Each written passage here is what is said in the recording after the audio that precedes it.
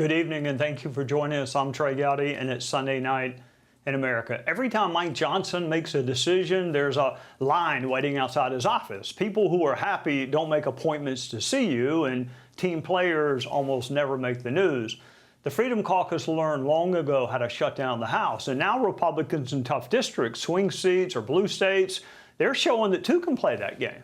The House is not a monolith. Getting elected in Georgia isn't the same as getting elected in New York or California. President Trump has a small window and a narrow margin to get his legislative agenda passed.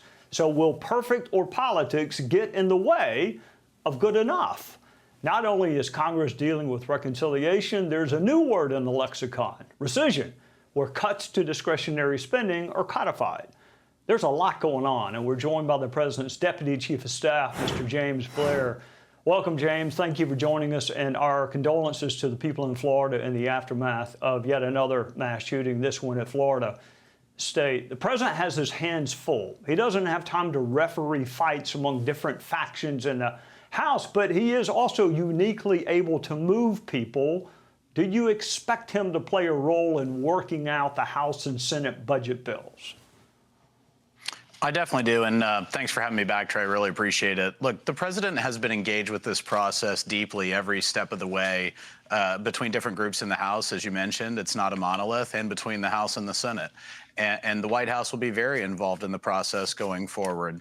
The next few weeks is really going to be about working out those differences that you alluded to. And I don't think, as you referenced, you ask, will good sort of be the enemy of great? I don't think so.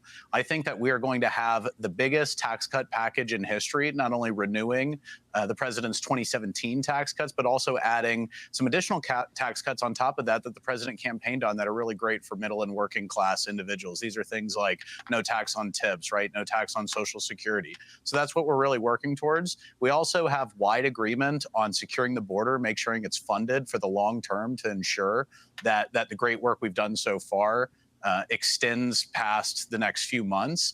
And we've also all got wide agreement pretty much on a strong national defense number and making sure that the military has what it needs. We know the president is trying to bring peace in several corners of the globe, and that's backed up by the strength that the U.S. military provides and the strength that the president leads with. So there's really a whole lot of agreement and just a few areas that we'll have to work out, and I think we'll be able to do that.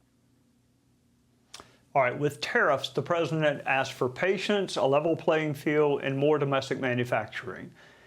It's early. It's early. The American people, including me, are not always known for our patience, but how soon before you think the markets stabilize and figure out that he is serious about a level trade playing field?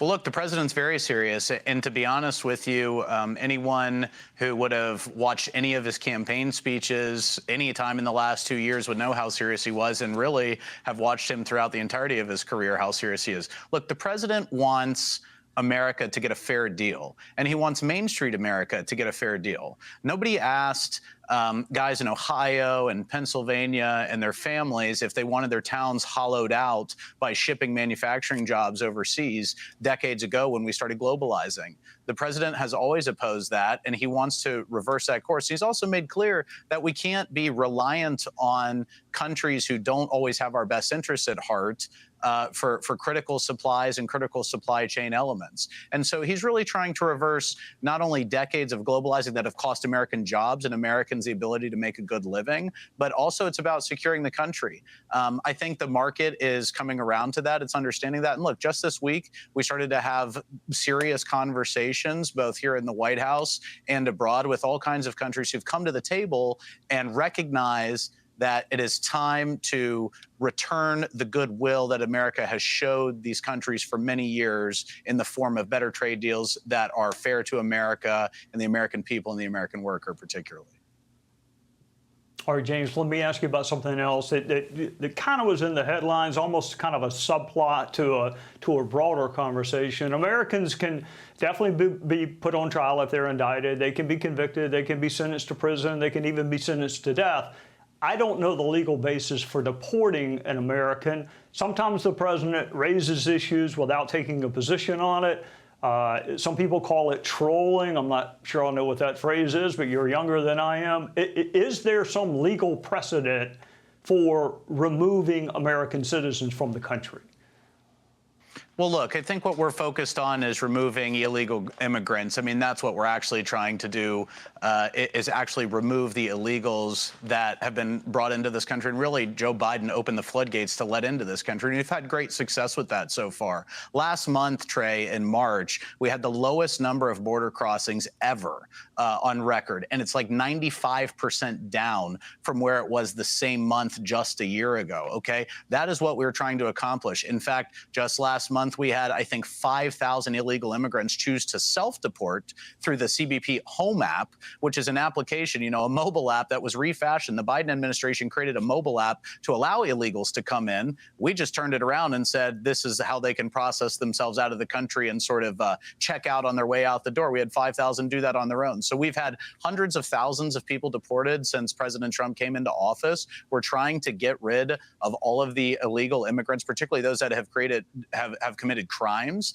And what's important is the American public supports this. I mean, CNN had a poll, I think just earlier this week, that showed that a majority of Americans agree with deporting all illegal immigrants. And to be frank, we're just focused on the criminals. So it's really common sense border policy. It's what the American people want. It's what President Trump campaigned on, and that's what we're trying to deliver.